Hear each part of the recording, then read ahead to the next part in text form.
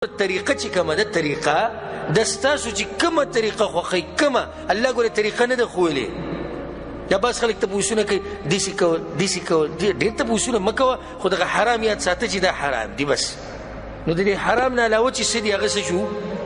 جایز شو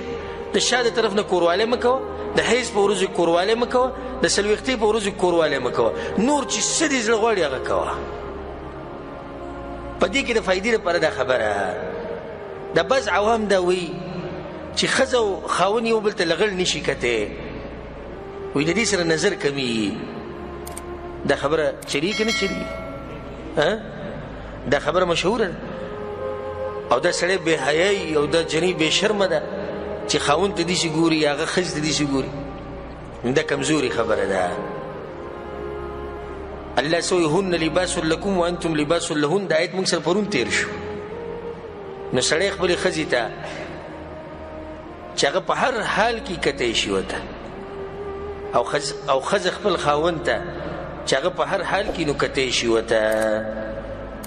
وقدموا لانفسکم او مخکې ولېږئ د خپلو ځانونو دپاره په دې کې دا خبره الله موږ ته ښیي چې په زنانو سره چې کوم تعلق ساتئ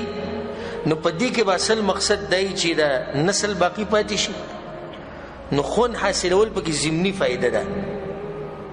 او بل دا نیت به کوئ قدموا لانفسکم د مخکې قیامت دپاره څه ولېږئ نو سړی و چې کوروالي کې څه دي د قیامت ته لېږلو دپاره